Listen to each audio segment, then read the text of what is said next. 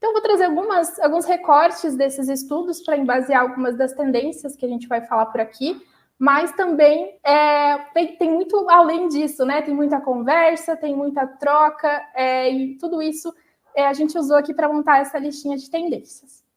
Bom, não poderia começar sem falar um pouquinho sobre o cenário, né, que a gente pode esperar para 2024 nas empresas como um todo, não só em treinamento e desenvolvimento.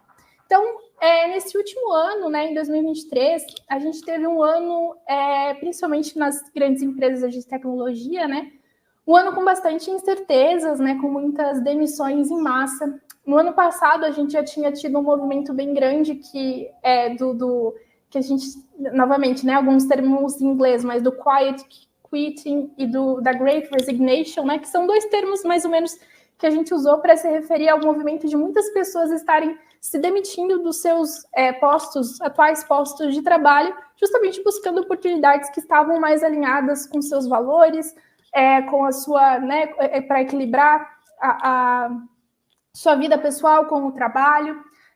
Então, a gente teve esse cenário nos últimos anos. Agora, o que os especialistas apostam é que a partir de 2024, a gente tem um cenário um pouco mais estável no que diz respeito à entrada e saída de colaboradores dentro das empresas. Inclusive, né, até tem esse termo aí, o pessoal de fora adora dar termos, né, em inglês, mas a gente está chamando esse movimento de the big stay, né? Ou seja, a grande permanência aí, né? Significa que a gente vai ter um pouco mais de permanência nas empresas, né? E que os colaboradores eles vão ser um pouco mais cautelosos ao trocar de emprego, né? Avaliar posições. Mas quando a gente olha um pouquinho mais a fundo esse dado, a gente vê que esse big stay, né, essa grande permanência, ela não deve afetar tanto assim a geração Z. Então, a gente falou muito esse ano de como a geração Z está impactando treinamento e desenvolvimento e o mercado de trabalho como um todo, né? Agora que eles estão entrando em massa no mercado de trabalho. E a gente também nota que eles têm um comportamento e uma relação com o trabalho muito diferente do que os millennials, por exemplo. Então, o pessoal da geração Z, eles estão muito mais aptos, por exemplo, a declinar de um trabalho, de uma tarefa, por não estar alinhado aos seus valores do que os millennials, por exemplo. E eles estão mais aptos, inclusive, 40% diz que estão mais abertos a trocar, mudar de emprego nos próximos 2 anos. E olha só que legal, as prioridades de carreira da geração Z estão esse equilíbrio, né, entre trabalho e vida pessoal, e o desenvolvimento da carreira e desenvolvimento de competências. Então, existe um movimento muito forte da geração Z, esperando que a empresa, né, que o lugar onde eles estão, também forneça os recursos suficientes para que eles se desenvolvam. Então, a gente pode esperar uma grande, né, um resumo aqui desse cenário, uma grande era de permanência nas empresas, mas, em contrapartida, a geração Z ainda procurando se encontrar no mercado de trabalho e esperando muito um protagonismo das empresas no que diz respeito ao desenvolvimento e à evolução da carreira deles, né? Então, esse aqui foi só um recorte aí de como a gente pode esperar o movimento nas empresas em 2024. E agora eu queria falar justamente das tendências de treinamento e desenvolvimento. Agora, assim, entrando um pouquinho no nosso tema aqui da palestra de hoje. Bom, a primeira tendência assim, que a gente observou, até se vocês olharem o slide, vocês vão ficar tipo, mas vamos falar de soft skill como tendência, né? Em 2023 já superamos, né? Já estamos falando tanto disso, inclusive esses dias a gente fez uma palestra sobre, mas foi um tema assim que super bom toda vez que a gente fala sobre isso. Mas eu estou trazendo aqui soft skill, né? Competência comportamental, como uma tendência, mas por um outro motivo. Durante esse ano, a gente aprendeu a usar muito a inteligência artificial, né? E a inteligência artificial, ela tem ajudado a gente a automatizar alguns processos, a desenvolver um pouco mais algumas competências técnicas, né? Às vezes que os nossos colaboradores não conseguem atingir, então a gente ajuda, né? A inteligência artificial nos ajuda, né? Seja, por exemplo, ajudando com uma produção de conteúdo, ajudando em algum código de programação, mas existe um espaço que a inteligência artificial não consegue nos ajudar, e isso ficou bastante em evidência durante esse ano, que é as competências comportamentais, né? Que são as competências comportamentais, que são aquelas competências que muitas vezes é até difícil encontrar no mercado, mas que a gente precisa, muitas vezes, para algumas posições bem chave dentro da nossa empresa. Então, por exemplo, o LinkedIn, todos os anos, eles divulgam ali a lista, né, dos top 10 competências aí que vocês precisam, que a gente precisa desenvolver, que o mercado vai procurar. E essa última levantamento que eles fizeram, eles colocaram a competência de gestão e de comunicação no top 2 ali, em primeiro e segundo lugar, competência de liderança em quarto lugar, e a competência de trabalho em equipe, né, teamwork, em 10º lugar, que também evidencia que quase aí 50% dessa lista aí das top 10 competências comportamentais deles já são ocupadas por competências, competências no total, né, já são ocupadas por competências comportamentais. Então, a gente pode esperar muito que espere-se, né, que o T&D ele assuma um pouco esse protagonismo de, às vezes, desenvolver um pouco dessas competências comportamentais que vão ser um pouco difíceis de achar no mercado, às vezes, de forma pronta, né? Então, a gente pode esperar isso um pouco para 2024. Bom, e falando em competências, aqui também tem outro termozinho em inglês, mas que a gente pode traduzir também, que chama Skills Shortage. Que nada mais é do que um termo em inglês para escassez de competências ou falta de competências. O que é? Existem alguns momentos no mercado em que a demanda por uma certa ocupação, por um certo trabalho, né, ela supera a quantidade de pessoas aptas a desempenharem aquele trabalho, né? Então, vou dar um exemplo. Lá em 2008, 2009, talvez eu estou sendo um pouco generosa, enfim, a gente teve um grande boom do uso de aparelhos de celular, né? Aparelhos de telefone. A gente passou a fazer tudo que a gente fazia no computador, né? Banco, comunicação, por esse aparelhinho aqui de celular. E a gente precisava trazer muitas pessoas que soubessem, então, desenvolver esses aplicativos para o celular, né? Desenvolvedores, tecnologia. E por um tempo foi difícil, né? A gente teve um grande aumento de demanda, todas as empresas queriam ter os seus aplicativos ali no celular, mas a gente não tinha desenvolvedores suficientes que entendiam, né, e conseguiriam fazer esses aplicativos. Então, isso cria um gap, né, de uma escassez de uma competência, que nesse caso é desenvolvimento de aplicativos mobile, por exemplo, no mercado como um todo. E agora a gente pode estar trazendo para 2024, a gente pode voltar a ter esse movimento da skills shortage, justamente porque a gente está contando, a gente precisa que cada vez mais que os nossos colaboradores eles tenham competências que o ensino formal dificilmente desenvolve neles, né? Então, por exemplo, saber usar a inteligência artificial durante o trabalho, saber, né, conversar com o chat, saber trabalhar em equipe, são coisas que dificilmente uma educação formal, né, como a faculdade, ela prepara o colaborador. E aí, muitas vezes, a gente precisa ou desenvolver nós internamente, né, como pessoas de T&D, ou contar com as experiências dos colaboradores, e não com o ensino formal, né, não com o diploma. Mas, mesmo assim, está sendo, né, e as pessoas têm comentado, cada vez mais difícil equilibrar esse gap de competências com as pessoas que eu preciso ter, né, com as competências que eu preciso que elas tenham, com o que eu realmente tenho aqui dentro da minha empresa. Então, isso também abre aí um pouquinho, né, margem para a gente desenvolver o upskilling, que é outro termozinho, né, hoje a gente está cheio de termos em inglês, mas que também é inclusive outro tema que a gente fez uma live, que é essa questão da gente trazer as pessoas para uma evolução, né, esse up de competência, né, trazer ele, desenvolver uma nova competência para que ele possa começar a exercer melhor o seu papel ali dentro da empresa, né? A gente também pode ter uma outra tendência, né, um pouco da internacionalização dessa força de trabalho. Então, empresas de fora também sentindo isso, né, e talvez buscando um pouco mais de mão de obra aqui no Brasil, por exemplo.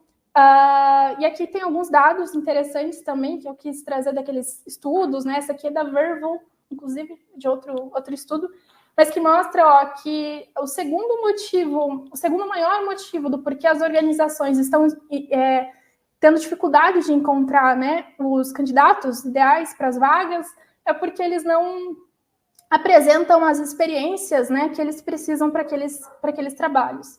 E a prioridade aqui, de profissionais de treinamento e desenvolvimento em 2023 está sendo diminuir, né, equilibrar esse gap de competências. Então, esse skill shortage, né, ou escassez de competência, é algo que pode vir ainda mais forte no ano que vem, justamente por causa da inteligência artificial e também por causa dessa questão comportamental que eu falei aí para vocês no slide anterior. Bom, mas essas duas tendências, elas também criam um cenário favorável para o protagonismo da área de treinamento e desenvolvimento em 2024. Então, a gente leu diversos estudos e falou com várias pessoas que esperam, né, que em 2024 a gente tenha um aumento nesse orçamento, nesse investimento de treinamento e desenvolvimento, justamente porque a área de T&D passa a ter um protagonismo ainda maior, né, em desenvolver essas competências, em reter colaboradores, em conversar com a geração Z, é bastante coisa, né? Então, as pessoas têm sentido a área de T&D cada vez mais protagonista dentro da organização, que é algo muito bom, e esperam também um crescimento em orçamento, né? Isso a gente fala até quando a gente tem uma equipe, né? Uma equipe de uma pessoa só, que é muito comum. A gente fala com muitos dos nossos clientes, inclusive, são equipes de T&D, mas mesmo equipes enxutas, né? Equipes pequenas que estão dando o seu melhor com os recursos que elas têm, precisam, né, de um aumento de investimento, de um aumento de protagonismo, né? Para que consigam dar vazão aí, né? Consigam dar conta de todo o trabalho ali, né? Que é esperado dessa área. Então, a gente pode esperar um pouco disso aí para 2024, treinamento e desenvolvimento aí mais no centro das discussões, mais próximo, né? Das discussões importantes dentro das organizações. Bom, aqui tem uma outra tendência que volta e meia a gente fala sobre isso, depois morre, depois volta de novo, mas olha só, aqui eu tenho um gráfico da quantidade de pessoas que procuram por aprendizagem imersiva no Google todos os meses. E desde outubro de 2021, nunca se procurou tanto por aprendizagem imersiva quanto agora. A aprendizagem imersiva, ela é uma técnica, né, ou ela é uma metodologia aí, onde a gente convida a pessoa treinada a realmente mergulhar naquele treinamento, naquela função, né, para que ela consiga absorver aquele conhecimento. E quando a gente fala de aprendizagem imersiva, é quase sinônimo, se você jogar no Google vai aparecer ali logo, umas siglas aí que vocês conhecem bastante também, que é a realidade virtual, realidade aumentada e realidade mista, que são os tipos de realidade, né, que a gente pode simular aí com o uso de tecnologia, com o uso dos óculos de realidade, né, com o uso de simuladores, aplicativos, enfim. Mas isso às vezes até parece um pouco distante, né? Tipo, como é que eu vou ter investimento para comprar, imagina, um óculos de realidade para cada colaborador que eu tenho aqui. Mas a aprendizagem imersiva, ela pode ser feita também de outras formas, em que eu consiga mesclar um pouco da prática, um pouco da imersão, né, no mergulho naquela função, com alguns recursos tecnológicos, como, por exemplo, eu usar o meu ensino híbrido, né? Eu trazer o colaborador para experimentar na prática aquela função, aquele equipamento que ele precisa usar, e depois pedir para que ele simule, faça missões lá dentro do ambiente digital, como a plataforma de LMS, por exemplo. Então, existem muitas formas de fazer isso, e as pessoas nunca estiveram tão interessadas em aprendizagem imersiva quanto elas estão agora. Mas tudo isso também, ela é uma grande consequência aí do nosso de tentar resolver um problema, né, que aparece muitas vezes, que é o engajamento. Então, a gente tem, os nossos clientes nos trazem muito isso, e é muito nítido que essa aprendizagem imersiva, né, esse contexto da tecnologia, esse contexto mais prático da educação, dos colaboradores, ela ajuda também a pessoa realmente estar prestando atenção de fato naquele treinamento e mergulhar naquilo, né? Então, a aprendizagem imersiva também vem de encontro aí a solucionar essa dor aí de mercado. Bom, eu estou vendo, inclusive, não estou lendo tanto o chat, mas podem mandando as perguntas aí que o pessoal me ajuda depois no final, a gente vai ter uns minutinhos para responder, tá? Bom, eu estou continuando aqui com as minhas tendências. A gente tem essa aqui que eu adoro falar sobre também, que é treinamento e desenvolvimento se tornar um pouco mais data-driven. O que é ser data-driven, né? A gente usa muito esse termo data-driven para se referir às áreas ou às pessoas, os profissionais que eles tomam decisões, que eles são orientados a dados. E essa é uma questão que, nossa, a gente, toda vez que a gente fala com qualquer profissional de TI/D, é uma grande dor, assim, do mercado, e é algo que as pessoas mostram, que os dados mostram, que os profissionais de TI/D estão tentando sanar também, que é essa falta de dados, às vezes, da área, né, as métricas de que se isso está dando certo, se isso não está, e até as métricas que a gente usa para ajudar a gente a planejar os treinamentos que a gente precisa fazer. Então, a gente pode esperar o treinamento TI/D, né, uma área que está procurando cada vez mais mensurar os gastos e o impacto do seu trabalho. Tanto é que 59% dos líderes de TI/D, eles sentem que eles carecem de dados para orientar as práticas de treinamento e desenvolvimento, e quase 50% dos profissionais de treinamento e desenvolvimento hoje não têm ideia o quanto eles gastam por colaborador dentro de uma organização. Outro dado que é muito é muito nítido assim o que está expresso aqui nesse gráfico rosinha, ou laranja, amarelo, que é também o que a gente encontra muito aqui falando com os nossos clientes, é a forma que hoje o treinamento e desenvolvimento mensura o sucesso, né? Mensura as suas ações. Aqui em amarelo, né, tem um top 12 aqui, e aqui em amarelo são todas as ações que elas têm o fim no próprio treinamento, né? Então, eu mensurar se o colaborador gostou ou não gostou, eu mensurar se ele fez ou não fez. Essas são ainda as maiores métricas que treinamento e desenvolvimento usa para mensurar, né, o sucesso do seu trabalho. Mas existem muitas métricas, às vezes, de negócio, que treinamento e desenvolvimento está aqui nessa lista, mas que ainda estão mais distantes, mas que a área de T&D quer buscar cada vez mais também, que é a gente entender qual é o nosso impacto, né? O impacto do nosso trabalho para a organização. E assim, é super difícil fazer isso. Em qualquer área, ainda mais em treinamento e desenvolvimento, que às vezes lida com alguma coisa que às vezes é difícil mensurar, que é o conhecimento de alguém, né? Sobre algo. Mas a gente está vendo cada vez mais o pessoal de treinamento e desenvolvimento chegar para a gente falar, eu quero um dashboard, eu quero dados, preciso comprovar isso, preciso comprovar aquilo.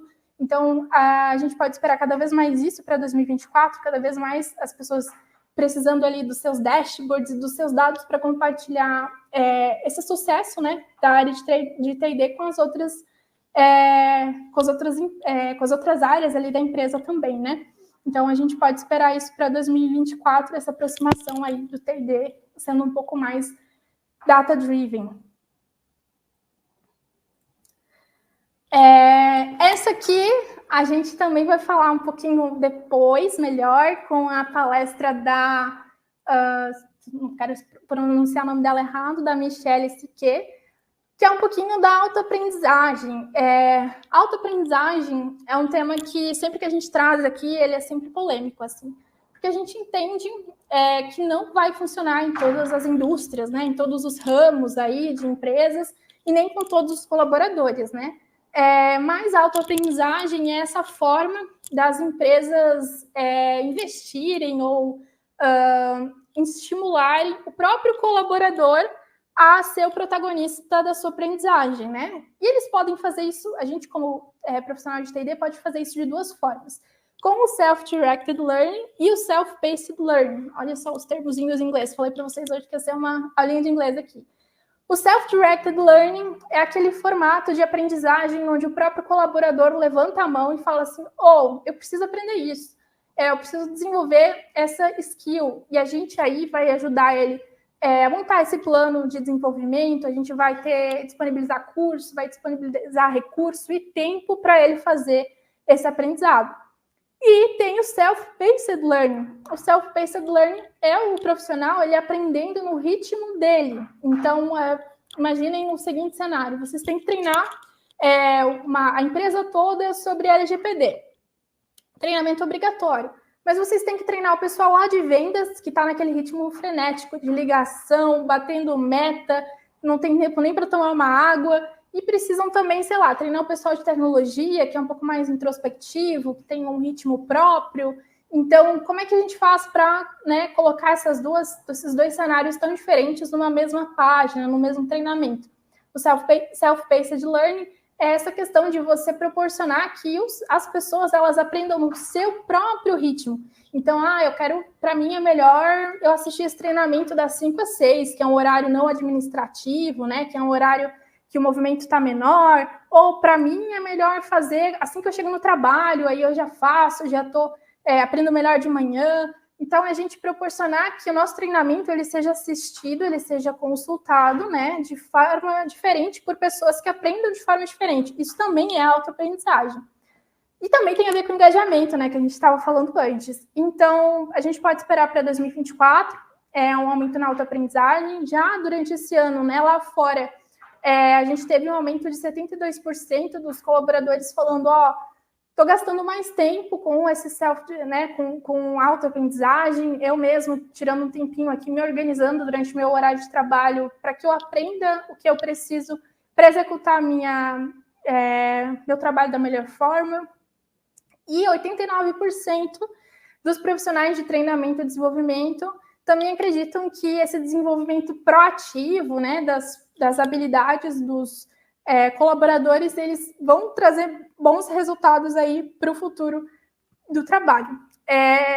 Hoje também aqui, ainda no TID Connect, a gente vai ter a palestra da Michelle sobre ensino adaptativo, que também tem a ver com a aprendizagem no próprio ritmo, como a gente faz para proporcionar um ensino que faça sentido para diferentes públicos. Então, não saiam daí, que daqui a 2 palestras ela estará aqui e vai falar um pouquinho mais para vocês sobre isso.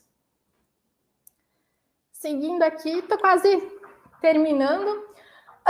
E não poderia deixar de falar sobre o grande tema, né, de 2023, que é a inteligência artificial. Vocês viram que eu acabei falando de inteligência artificial em diversos momentos da minha apresentação, né? Lá quando eu falei de soft skill, quando eu falei de escassez de competência, porque não se fala em outra coisa, sendo você uma empresa de tecnologia, uma empresa de consultoria, de serviço, a indústria, todo mundo deve ter parado ali uns 5 minutinhos, pelo menos esse ano, para usar, brincar ali com o ChatGPT, com as ferramentas de geração de imagem, né? A gente tem a do Bing agora que está em alta.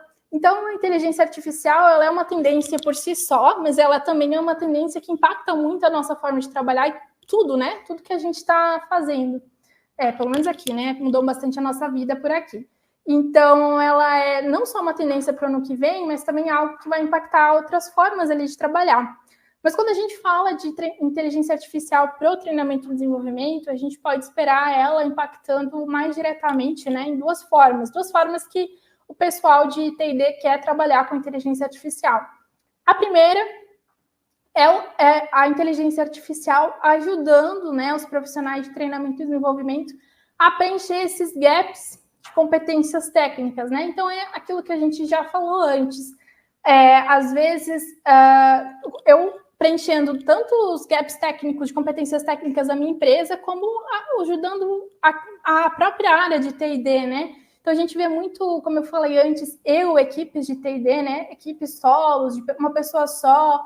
E aí a gente tem essa dificuldade de que, às vezes, a gente é um profissional de TID, mas a gente também precisa ser um produtor de conteúdo, a gente precisa, às vezes, contar com um favorzinho lá do marketing para editar um vídeo, a gente precisa contar com o apoio de outra área para disponibilizar alguém para gravar um treinamento. Então, são várias coisas aí que a inteligência artificial pode ajudar a gente, né, a preencher esses gaps que às vezes a gente não tem dentro da nossa própria equipe de T&D, assim como nas outras equipes no resto da organização.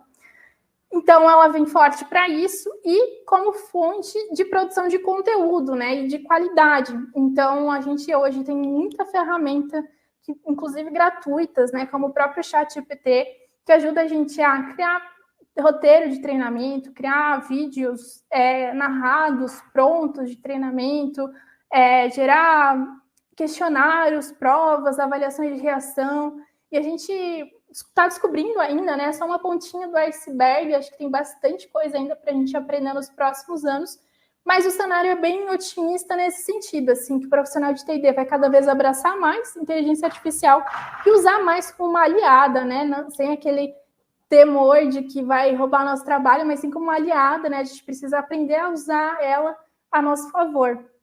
Então, a gente espera aí, né? 63% das empresas, elas planejam aumentar significativamente o uso, né, de inteligência artificial para o próximo ano.